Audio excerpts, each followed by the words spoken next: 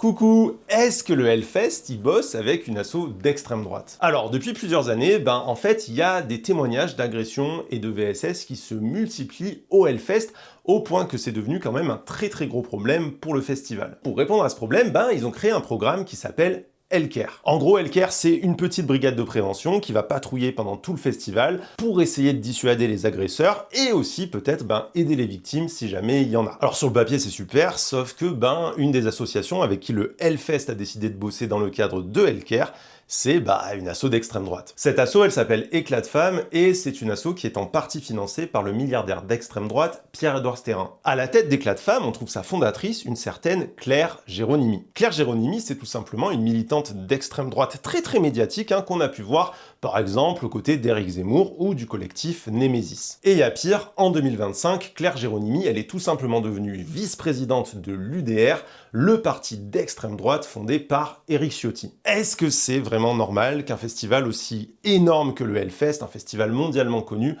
il confie la sécurité de ses festivaliers et festivalières sur une question aussi grave que les VSS à une association d'extrême droite? Est-ce qu'on peut vraiment s'attendre à ce qu'une asso dirigée par quelqu'un qui est proche de Némésis, Zemmour et Éric Ciotti, se comporte correctement envers tous les festivaliers et festivalières, sans faire preuve peut-être de racisme, de xénophobie ou de sexisme? Ça pose question. Je compte sur vous pour interpeller le Hellfest et qu'il nous donne sa réponse, et si vous voulez que ça change, faites-le savoir autour de vous en partageant la vidéo. Ciao!